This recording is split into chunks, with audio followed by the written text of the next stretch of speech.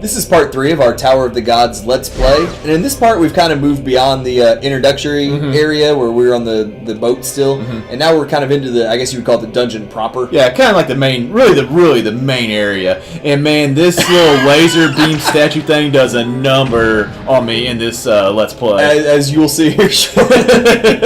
But I will say, though, it got me too. Well, I thought it was a BMOS is what I thought. It actually might be a BMOS, but like, you know, in every Zelda game, we've been able to bomb it. Exactly. And kill it. And this was like the first time. Well, you can only beat that thing with the arrow, right? Bow and arrow? I believe so. So we didn't have it at this time, so you can't kill it, I guess. Right now you're running for your life from this thing. Well, not right now, but here in a little man. It won. Yeah, no, I know exactly what you went through. Tried to knock some sense into myself right there. So that was actually planned right there. Oh, no. But it didn't work. Well, once you pick up the statue, like, it goes around so quickly that you just can't get away from it. It's like you have to time your run right, and you're kind of stuck in a loop here now where you just... And you know me, I'm one. I think I can do it. I think I can do it, so I'm just going to keep on trying. Oh, it beat me up. Poor Link. He is feeling it right now.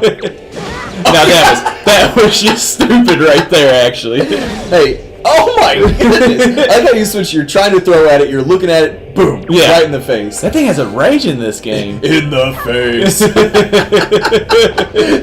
No, I agree with the bombing it though because that's always worked. Yeah, in every single Zelda game, it's always worked. So I tried the same thing and it does not work. And finally, just like I think eventually I walk out of this room and I was like, we're just going to hopefully reset that thing. Yeah. Because as you can see, nope, I'm not giving up. I'm not giving up. I think it gets you all the way down to like a half a heart. It does. Or 3/4 a heart. I think I try one more time. I wonder how many times have I tried. I can't even run away from it. I would like to count the number of times that thing actually got you. I'm curious. Well, we don't need to rewind and do that, so... No, we do not. Let's just let it be and move on. I had to take a breather right there. Link is looking a little worse for wear now. And I think we already said this in a previous video, but this was a blind run. Yeah. We had never played this game before. And, you know, we kind of got to leave in little moments like this. It's like, hey, we had fun. No, I just couldn't cut this out. I tried. I'm glad you left it in. You know, hey, we screw up. Yeah, it happens. We're not great Zelda players. Actually, I guess I could have cut it right there, come back in that door, but it's kind of funny. It was kind of funny, I guess. Oh, man, you'd have made yourself look real good if you'd have done that. Yeah, that's true. Oh, except for this rat getting you here in a second. Oh man. And of course he knocks the yellow rupees out, which are... those are 10, right? I think so, yeah. Because blues are 5, yellows. And the red's 20, Yeah. You just don't see a lot of yellow rupees really in the Zelda games. It's usually really green, blue, or red, and then yellow just come out of nowhere. Yeah, and then like they start adding the silver for 100 or 200 and things like that. Sweet. Yeah, when you get those. I hated the silver rupees in Ocarina of Time though, where it's like, hey, it just opens the next door. You know, you don't get any rupees. Oh yeah, I totally forgot about that. Those are kind of annoying because you don't get anything for them. Well, you can only carry. You get to $9.99 in Ocarina of Time. No, I don't think you do. Do you? If you get enough wallets. The first wallet is only 100. No, you carry 99. You get the second wallet, and that's 200. Do you get a bigger wallet than 200 in that game? I think so. I could. This isn't Ocarina of Time. Yeah, that's true. That's true. We got a little off topic there, I guess you could say. It happens, but... Well, we've been in this room for 4 minutes. We got to find something else to talk about. Other than the BMOS having his way with you. Man. he got you. I'm hurting. I wasn't in the video game. I was as guilty of that as you were, too, though. It's like, if you don't time it right off the bat, you're just... You might as well go outside the room and come back Which was a great idea, just to reset the statues, leave... regather yourself. Yeah. Now, why is this even here? Because you can't even do anything with that. I know, you have to go back the other direction. But it's tempting. It is, you have to jump on it. What's over there? Yeah. Nothing. And we mentioned in, I guess, part 1 and 2 of our walkthrough, like, the introductory room had... It's not a walkthrough. Or, sorry. This is definitely not a walkthrough. Like, the introductory room was, like, the first of 2, like, quote-unquote main rooms, I guess. This is the second one right here. Yeah. Where what we have to do, we have to go each of these 3 directions, north, south, or sorry, northeast, west, I guess, and bring these statues. We need a dungeon map in front of us, right? I know. I think you're right. Right, left. I think we came to the south side. Yeah, right, left, and up. Yeah, And we have to bring these statues back to this main room. So this is like the second central room. Yeah. I think it's one of the cooler rooms, really. Definitely in this temple or tower or whatever, but really in the whole game. I mean, it's just kind of it's just a cool room, just bringing 3 statues together, and then it is. It's a fun concept too. Like Yeah. you have to hey, we have to go command. I use the word command there. We're going to be learning the Song of Command here shortly, but we have to get these 3 statues back to this main room. And each of the 3 directions we go has a little bit different kind of way of getting the statue. Trick. Yeah, trick. Yeah. Yeah, I hate that command song because I thought for the longest time that's how you got those things down. Yeah, we'll see that shortly. Nope, you won't, because I played it out. Never mind. There was a room earlier, like, I just totally forgot the call button, and I sat there, and I played that command. I had the command song down by heart by the end of this temple. Yep. And when we get there, we'll talk about that a little bit more. But I was guilty of the exact same thing. I did the same thing. It's just one of those things, like, where, I just didn't read, or I forgot it. I did actually read it, but I just forgot it. Yeah. Because it was something like, but the buttons tell you what to do. Yeah, at the top. But if you don't look, yeah. I mean, who reads? I know, in right? Zelda games. We're here to play, not read. Yeah, exactly. And I love this little, it's not like a rainbow, but I don't know. I just really like the colors of it. It does look sharp too. Now, does it look like that in SD? Like, do the colors kind of? Not quite as good, of course, but. Well, I was talking about more like the colors, I guess you could say. Oh, the colors are there, yeah, but it's not as crisp, I guess, for lack of a better word. They are. They tell you right there to call them.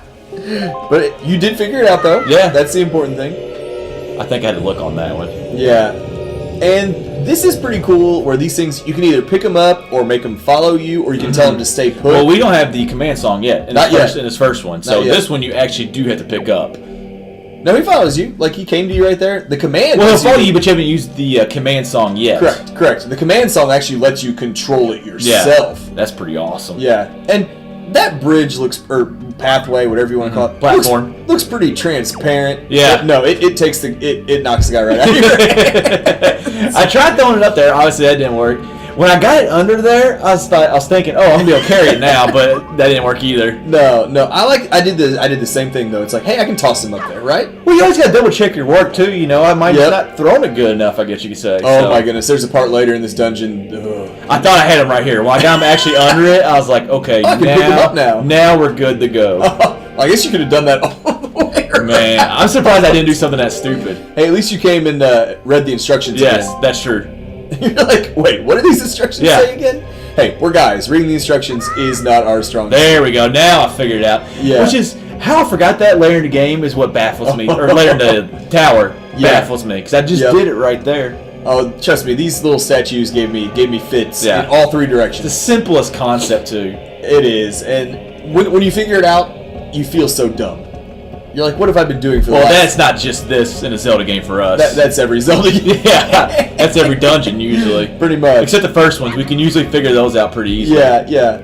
Oh, man, what a move I pull off right here, too. And obviously he won't follow you when you jump across, but, which, hey, you didn't know that at the time. No, I should have known better than to try this move that I pulled off right here. Bye-bye, statue. But at the same time, I didn't know how far you could throw them, so... Because Link can throw pots and stuff like that really far. Yeah. Hey, well, that statue's a little bit bigger than a pot, too, though. Hey, all I think about is, remember the javelin throw with the flaming sticks? Oh, you that's can true. launch Yeah, Dragoners, So, why not throw the statue a little further? I guess that's true. So, your logic was sound. Yeah. It's the sound logics that usually don't work in this game. I know, right? It's usually the crazy ones that work. You have to remember, Zelda logic. Yeah. It's not always what would Nintendo do in this circumstance right here? Yeah.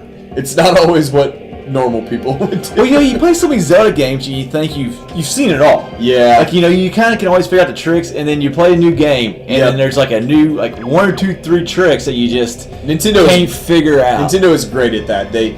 It's kind of the same formula over and over, but they put new twists. Different equations. Yep. Same formula. Well, actually, are those the same thing? Kind of. Okay, well, whatever. This isn't school. This is Zelda. I will say, though, you did better than me to get this in 2 tries. That statue there at the top of the screen, I tried blowing that thing up, thinking it would create a bridge. I didn't even think that you could jump across that gap carrying him on your head like Hick just did there. If you would have Pegasus boots, how many times would you try to run into that thing? That's what I would have been doing, non-stop. Non-stop. But I tried bombing that platform. I tried grabbing it with the button. I mean, do you think you could actually pull that thing? I don't know. I've seen Link do some pretty crazy stuff. That's crazy. That's true. The Titans bit, he could pull that off. That's what I was gonna say. I remember the Titans bit from Ocarina of Time. You could pick up some pretty big stuff. I love right here how you kind of set them down and kind of just walk to their place. Yep, they know where they belong. Yeah. And like I said, the three different directions, each of them has their own little twist on how to get the statue back. I think it was very well And done. they're all different colors too, aren't they? I don't know if that really means anything. I think it does. I'm not sure. Isn't it like the green, the blue, and the red? Which would match the colors of the pearls you collect, Yeah, right? pearls. Yeah, exactly. Which I think is kind of like the same three colors in every game, really. It really is, because it ties back to like the pendants in Ocarina and Link to the Past. Yeah, they had, Yeah, so it's a pretty fun concept. But now that we got that there, we're going to learn the Song of Command, which will actually let you possess, I guess, one of these statues. Yeah. Well, command them, I guess, would be a good word. Yeah. True. And I love the songs in the Wind Waker, like, and playing them too, but man, this thing took me forever to learn the first time. Oh, I'm right there with you. I was mentioning before this recording, like I said, I thought that each of the dots was where you had to have the joystick pointed in a certain direction. Yeah. And it's just the middle one. Yeah, it's just the middle one. Trust me, when the lion was trying to teach me how to play that thing, he probably thought I was the dumbest person on earth. No, because he had me as a student. He had me as a student already before then. So, and we'll put that video up one day as a comedy sketch. Oh my goodness! Because it is horrible me trying to learn that thing. Us learning new concepts in a Zelda game, it's. Well, I never did music when I was younger, so I really couldn't figure it out. That is very true. But this wraps up part 3 of our Let's Play.